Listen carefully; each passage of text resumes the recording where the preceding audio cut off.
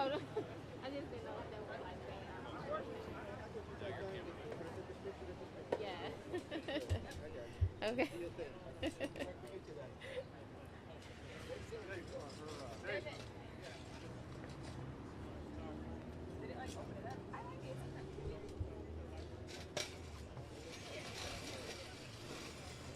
Gonna move this. Yeah, you're good. Okay. I'll let you know when you My can. glasses changed to transition. Is that okay? Yeah, it's Okay. fine. Everybody stay right here. We'll be back tomorrow, same time. Oh, I'm moving my foot.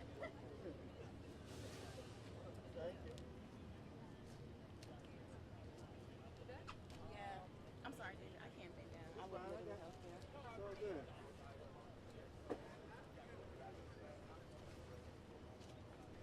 Now,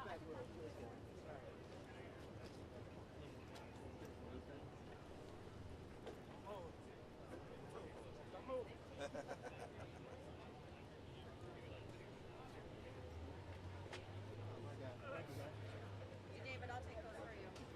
Thank you. Appreciate everyone. Thank you. My man bicycle. I don't think it's stand. Yo, you really opened up. That's crazy. Invisible, brother. Are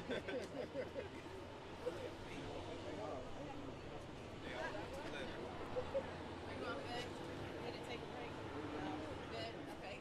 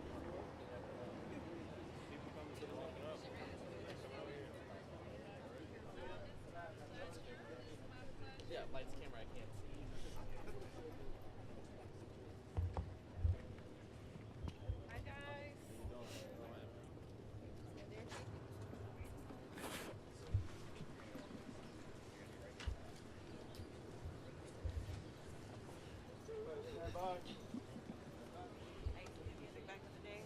Yeah. Yeah, and every time I see the chords rap, I think about like how I learned how to rap. I'll crumble it up. No, just kidding, just kidding, just kidding. Totally.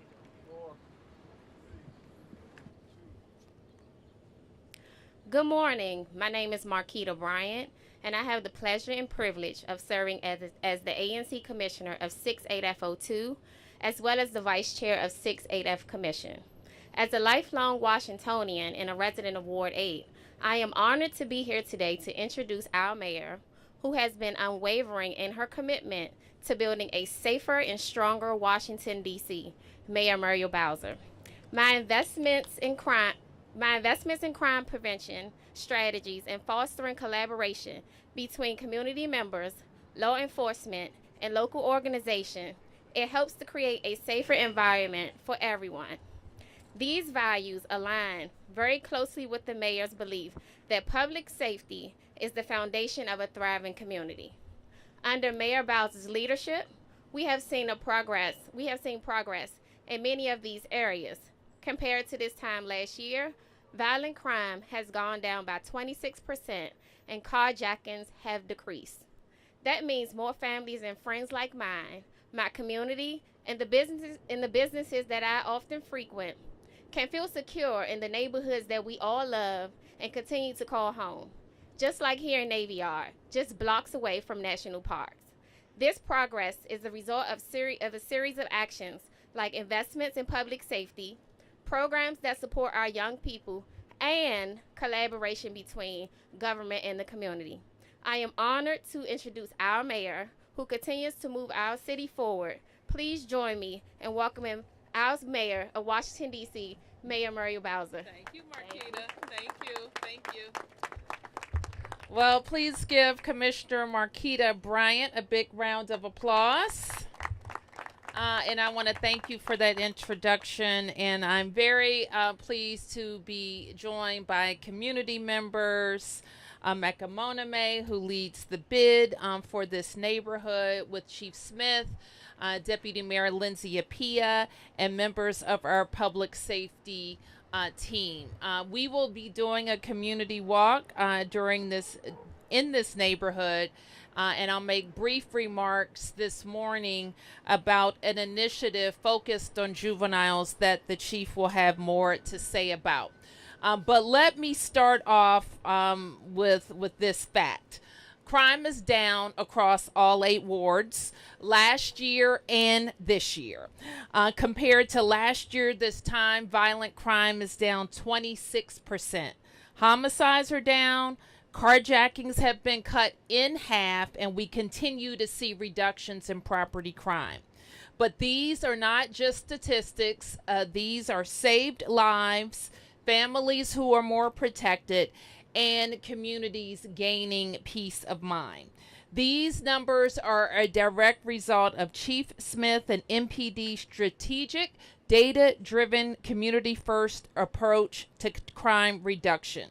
And the chief and I both know there's more work to do, especially when it comes to young people. That's why we continue to invest in our youngest Washingtonians in and out of the classroom. DC continues to be the fastest improving urban school district in the country. We just announced $1.5 million in grants to expand our out-of-school time programs and our centralized website, most.dc.gov, to find out about out-of-school time. We look forward to the 46th year of the Marion Barry Summer Youth Program and another year of thousands of young people going to our summer camps with DPR. And even with these investments, we know many young people are affected by violence in our city, and in some cases, young people themselves are responsible for crime. That's heartbreaking, and it's unacceptable. It requires all of us across the government, in every ward, in every neighborhood, to step up and do more to support our youth. And I have to say that this chief of police takes very seriously and personally how we address young people who have committed crime. and working across the government with all of our agencies and directors to support young people and keep them from having to talk to the police. I'm proud to stand with Chief Smith and Deputy Mayor Pia today as we announce MPD's new Juvenile Investigative Response Unit. This unit is designed to respond to youth-involved crime more effectively and stop crime before it happens.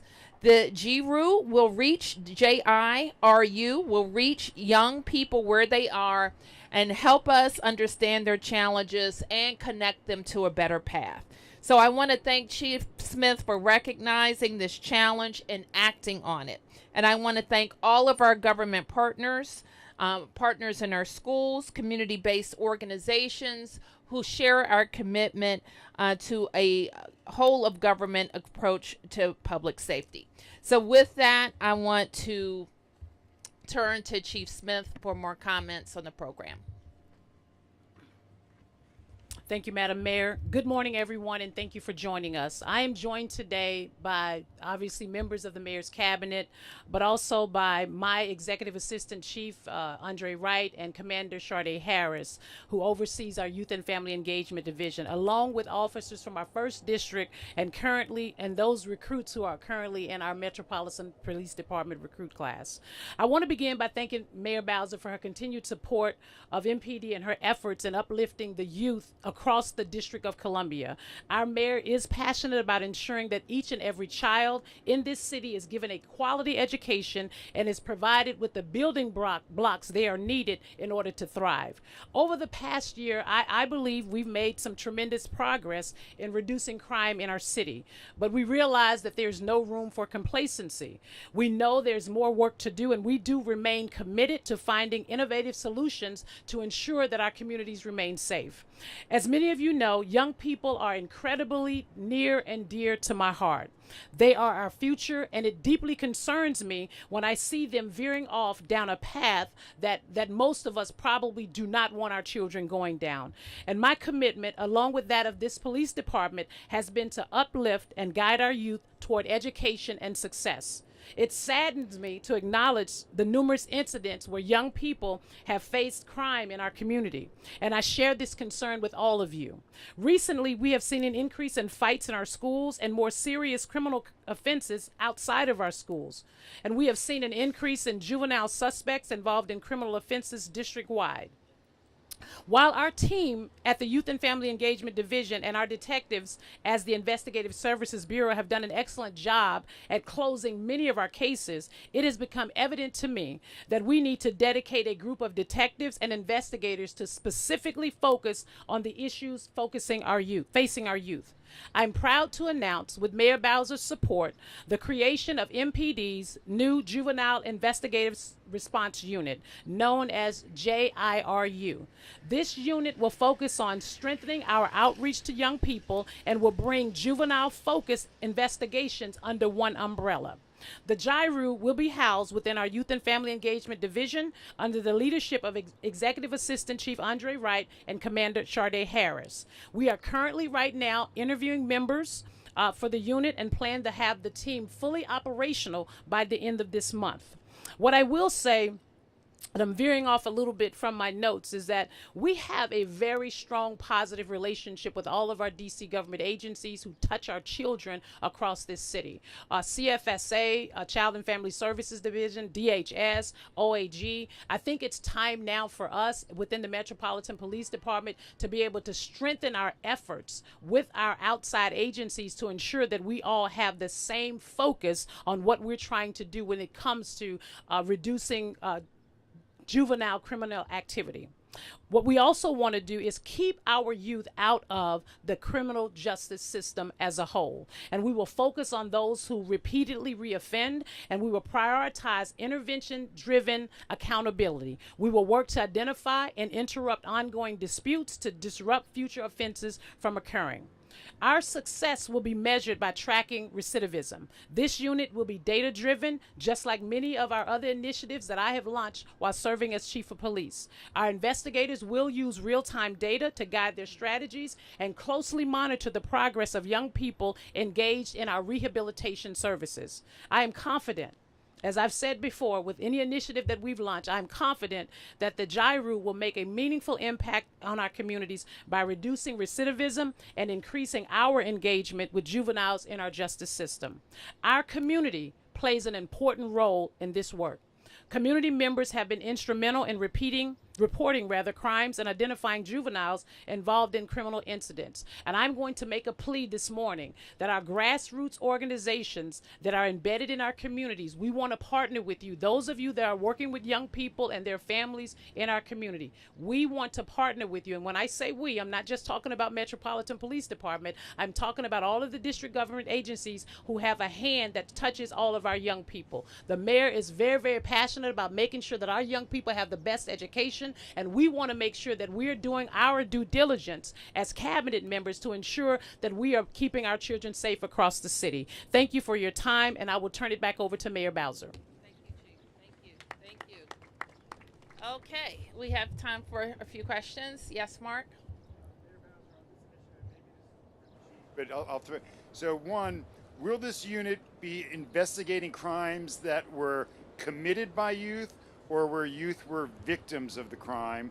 And then can you give us any numbers on staffing, like how big this unit will be, how many detectives you plan on having in this unit? Chief. So we're going to be working from both angles, right? We want to work with the young people who are already in our system. When you think about the terminology youth and juvenile, juveniles are usually young people who are already in our system, right? And what we want to be able to do is to ensure that we're going out to do home visits, that we're also going out to reach them, those of them who have been arrested and then sent out to different programs across the city, such as diversion programs, youth rehabilitation services and facilities. And we want to partner with our CFSA and DHS to make sure that there's a collaborative effort around making sure these young people don't offend. When it comes to victims, we already have a victim services unit that continues to work with young people and adults across our city. When the question about how many investigators and detectives we're going to have in the unit, right now, I don't want to reveal the number, but we will have a commander, a lieutenant, a couple of sergeants, several detectives and investigators in the unit.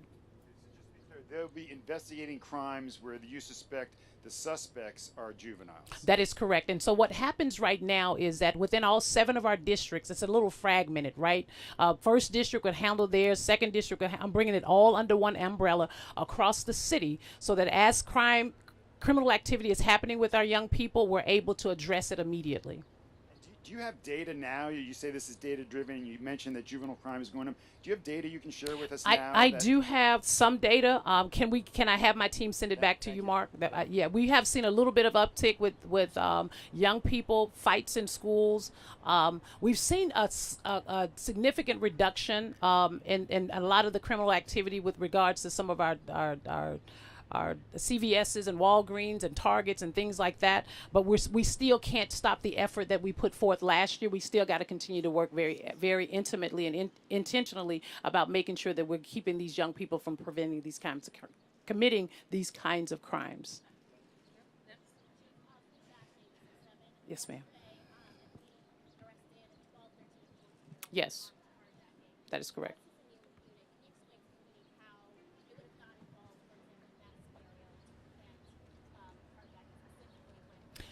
So when you talk about a 12-year-old and a 13-year-old and a 14-year-old, that should be concerning for all of us, right? So there's more work that needs to be done within that family system. Why would we have a 12-year-old, a 13-year-old, and a 14-year-old carjacking in our city, right? They're not even old enough to drive a car. And so with that investigation would go immediately to our JIRU. We will meet with folks with CFSA, DHS. We will have a roundtable discussion to ensure that we are all engaged in those wraparound services, whether it's at the child's home or if that child is going to be placed in a diversion program. We oftentimes know that 12-year-olds don't. They go back to the home. And so we want to make sure that there are immediate services provided to them to include the services that the grassroots organizations are also providing in the city. We all want to come together under one umbrella to help our young people. For example, if it's found that parents may be complicit, especially with repeat offenders that are juveniles with weapons, is there consideration to also possibly hold parents accountable? We haven't gotten to that point just yet. What I will tell you about some parents, and I meet with a lot of them, they call me, I talk to them. Some are grandparents that are doing the best they can, right? And so what I'm saying is that we have programs that I know have already been doing a lot of effort in that space. We just want to enhance the effort that's currently taking place. Yes, sir. Pardon me. Again, two-part question. Yes, sir. To what degree is JIRU a response to the Trump administration's insistence on cleaning up D.C.? And my second part is, what makes this program... Can I ask your first question? Sure. So we've been in discussions with this probably as early as the beginning of the year with regards to a juvenile investigative response unit. You know, sometimes these things take time. We have to look at the data, but we also have to make sure that there are things internal that we need to do. We have to create the policy. The policy has to go before the union. It has to be approved. So there are a lot of things that we have been working on with regards to this. The intent was to announce it a little bit earlier. We had a little setback in our space, so we needed to take a little more time. So I think what I would frame this is that we're looking at driving down crime in all areas across our city. This is just an enhancement to what we're already doing. I appreciate that. And just following up, what makes this collaboration unique? Because my understanding is that there's already some collaboration around driving down juvenile crime. So there is. What makes it unique is what is critical to me, and it's something that I did with our district detectives unit. What you see now, you see a lot of case closures, you see a lot of arrests. I took all of the district detectives and put them under one unit. So now we're focused on, we have an entire team that focuses on nothing but district crime in all of our areas under one unit. This is the same thing. Instead of having commanders and lieutenants in different districts working on juvenile crime, we're bringing them under one umbrella, because here's the thing that I do know. This is not all of our kids in D.C. that's committing these things. It's the same kids, right? And so we're all working for the same cause to make sure that we're reaching the same kids and we're under one umbrella. I think we will be a lot more effective in making sure that, number one, we're reaching out under one unit to the agencies, because what happens also is that some of the partnering agencies get hit 4 and 5 and 6 times. To me, why not bring that under one umbrella? We can all sit down in one space and do what we can do to drive down crime with regards to our young people. That you said 2 questions. That's the third question. Now, you know how I feel about numbers. Go ahead. All right, Sam. Please indulge me, and I Yes, gotta, sir. Evoke the grassroots organizations that Yes. you mentioned. So, what is your message to them, just in terms of reassuring them that the youth will be taken care of? That, because just given their relationship with the police, what middle ground, or I guess what negotiations are there around ensuring that youth's rights will be taken into consideration? So let me do one better. I've already spoken to most of them. I've done my behind the scenes work. I think we have Dion is here, and she's one of the individuals, young ladies that I've spoken to that oversees a program over in Southeast who have been doing phenomenal work. And that's the bridge to connect the Metropolitan Police Department with our community. They're already doing some of the work. How do we re-engage that? And Dion and I spoke even yesterday to ensure that our kids have what they need and they're not reoffending. And so they're going to be that support system for us out in the community. Raphael with WSA 9. Chief Smith, so often you mention that it's a small group of kids committing, these crimes. Do we have a rough estimate? I know in the past you've mentioned some kind of numbers of how many are actually involved in the crimes that you're talking about. Well, I haven't counted them, but I see the faces all the time, the same faces. I see them in our crime briefing. The reason why I can get the numbers for you because that's where our data is coming from, and we'll be able to get that back to you. But I see the same kids over and over again, and so that's what's driving this for me. It's the same group. It's not a large number. Listen, we have great young people here in the District of Columbia. The mayor has already said how we are excelling in education, and so what we want to do is grab that other little small group that's creating havoc around our city. Some folks say to me that, we can't arrest our way out of this, and I agree, but we will hold those young people accountable that are committing serious crimes across our city. And will there be any specific targeted areas that are part of? Sorry, JIRU. We're throwing another acronym at us. All areas across the District of Columbia, all areas. We won't be targeting specific areas. If the crime is happening up in the 2nd District in Georgetown, and we have a group of young people that's committed, we're going to deal with that just like we would deal with it in any other area across the city. Thanks, Chief. Jenny with the Washington Post. Hey, Jenny. You mentioned detectives and investigators on the unit. Are there going to be officers of other ranks and other roles on the unit as well? So the officers are the ones that are already doing the work out in the field. Their reports will now come into this unit, and they will do the follow-up work behind that. And so when you talk about the roundtables, like where you have all the sort of different agencies providing services to youth at the table, which representatives from MPD are at that table? That The representative that I mentioned before, Commander Sharday Harris is the commander of our Youth and Family Engagement Division. Captain Rachel Pulliam will be the direct point of contact with all of those individuals. You mentioned home visits and sort of more attention to young people who are already in the system. What is going to be the relationship between this unit and Court Social Services, the agency that monitors young people? We already have a relationship with them. This is just another step to enhance what we've been doing, but to bring everybody together under one umbrella. So does that mean that MPD officers will join probation officers, or just do separate home visits, or? We're gonna sit. We've already sat down with the different agencies. We've already had a discussion about what the plan is going to be. So they will be a part of the process that we use with regards to even the home visits, recidivism, all of that. We will all take part in that. Now, I already spoke to you, Sam, Madam Mayor. Can I ask back here? Marielle with DC News. Now, two questions. One, just clarifying, Chief. You said that these detectives will be kind of behind the scenes, so they won't be. They will be out in the field. They're not just going to be behind the scenes, but this is the collaborative effort that we have to have. Detectives in the Metropolitan Police Department, I will tell you, they are sharp. They know how to bring case closures together. They know how to work together. They have to go out in the field. The investigators will go out in the field. We cannot do it any other way. So if there's a crime scene involving a juvenile, they will show up. Yes, ma'am. And then just a second question. I know last week the acting U.S. Attorney for D.C., Ed Martin, had talked about wanting stricter penalties for kids that are committing violent crimes to help reduce recidivism. So do you see that as a part of this? Do you want to see stricter punishments for some of these juveniles? And how does this play into that? What we want is for kids to stop committing crime. And we want certain accountability for them. And we do not believe, and while this is an investigative tool that the chief is talking about and using the resources of the government during an investigation to support families, it is also very important that we have a system that has certain accountability for crime. That's true for adults, and it's true for juveniles too. Yes. Yeah, quick off topic for the chief. Chief, MPD officer Malik Loggins was arrested yesterday in PG County on gun charges. Just wanted to get your comment on that. And the comment that I have with respect to any Metropolitan Police Department officer who has been arrested for any offense, they are placed in a non-contact status, a not full duty status, and the investigation is ongoing. So his police powers have been suspended at this time? That is correct. Okay, yes, question, and then Mark, and then I think that's everybody?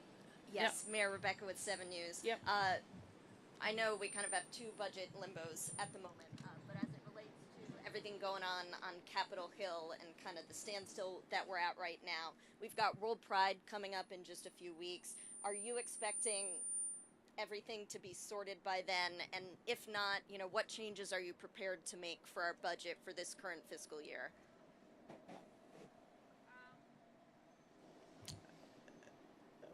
Okay, I don't think World Pride is impacted. Let me say that, and we're looking forward to welcoming thousands of people.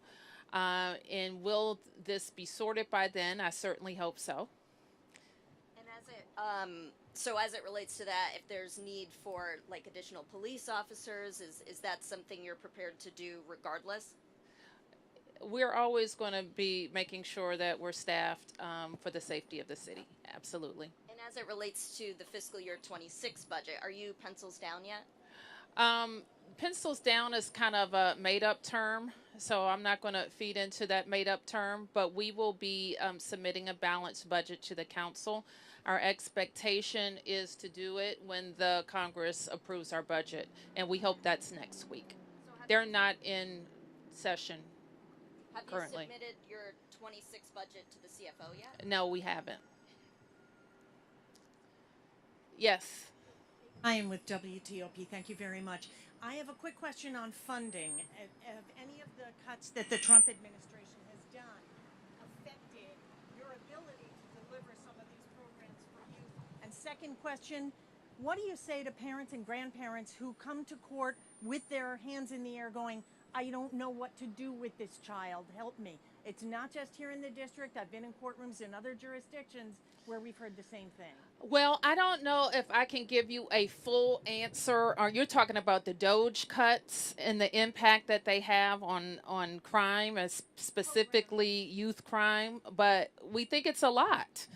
We think, first of all, the U.S. Attorney's Office has let people go. I don't know if it's related to Doge cuts or other personnel decisions, so we don't have as many prosecutors.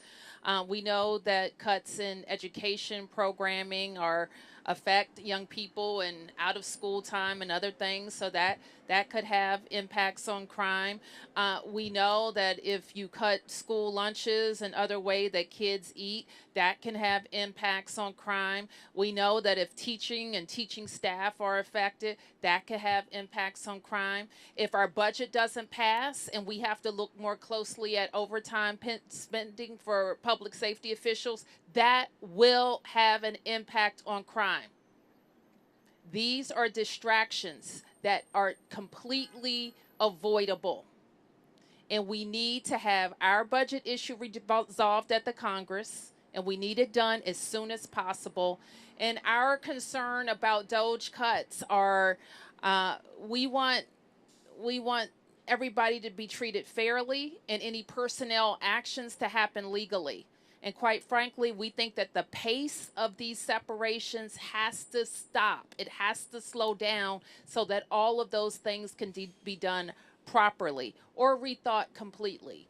And so there could be the things that happens when things are fast and not well thought through is that some of the consequences are unintended, but they're predictable. And then, Chief, on parents and grandparents who come to you asking for what do I do?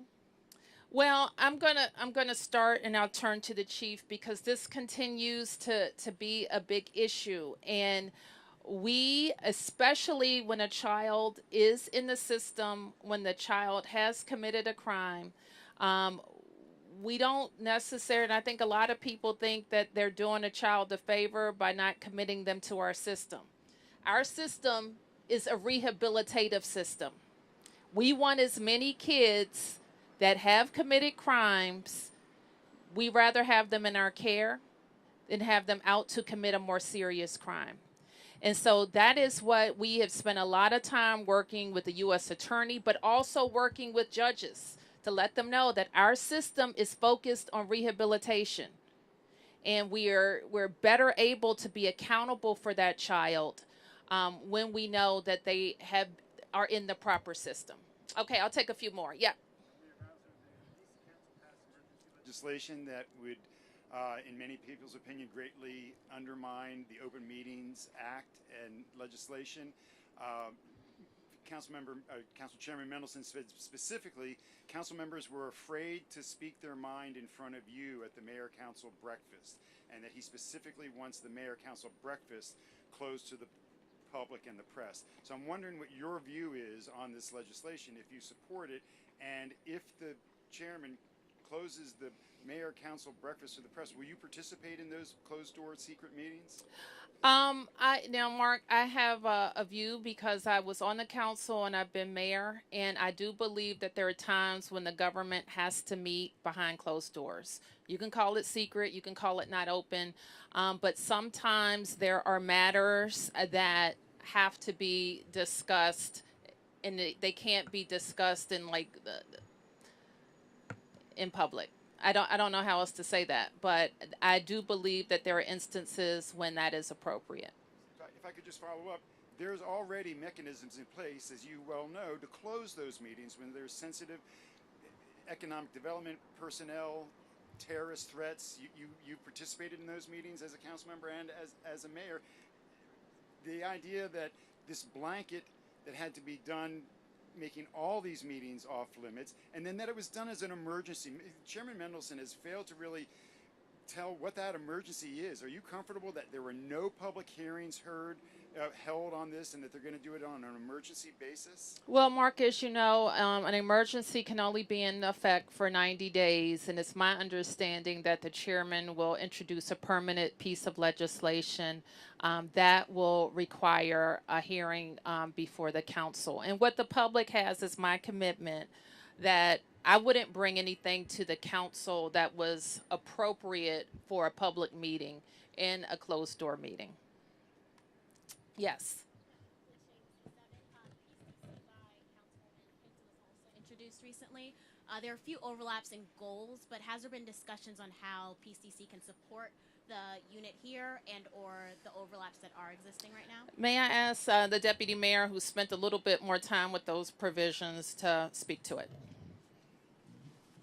So, as you know, for the past 2 years, we've worked closely with the council and certainly with Councilmember Pinto on many pieces of policy and legislation. And so we will continue to do that with the Peace for DC plan. There'll be hearings upcoming. And so, as you are likely aware, the mayor introduced the Uplift Act last year, in which there were hearings on that, both in, I think, the Committee on the Whole and in the judiciary. And so there continues to be work with council and the executive on any pieces of policy and executive action that will help us to continue to support our kids. Part of it is to bring in more officers as well. Would that be used for the unit, or could it be used to add more members to the team for this unit? I mean, anytime we, like the mayor says, we're always hiring and looking for officers. And so I know the chief will adjust staff as she thinks will help us to continue to drive down crime. Okay, thank you, everybody. One last here. The executive order that the president put out last week, I know a lot of the things in the order are things that are federal responsibility, and other things are things that DC is already doing. But are there specific things in that order that would mean a change or an adjustment to what the department and the city is already doing? I think that the focus, and I don't want to be distracted by it, because I think there's a lot of things that the federal government is doing that's worthy of our attention, including the impact that these tariffs will have on our citizens, on our businesses, and on our way of life. And I don't ever want to lose that distraction. But I think what that order combines is a right focus on how agencies of the federal government can work better to support a clean DC. We have heard from all kinds of contacts. From the task force related to the executive order? Yes. Can you tell us what, was it the police department, or were there directives given? There are no directives. There are no directives. The task force is meeting and there are no directives. Okay, thank you. No more questions. No more questions. Thank you.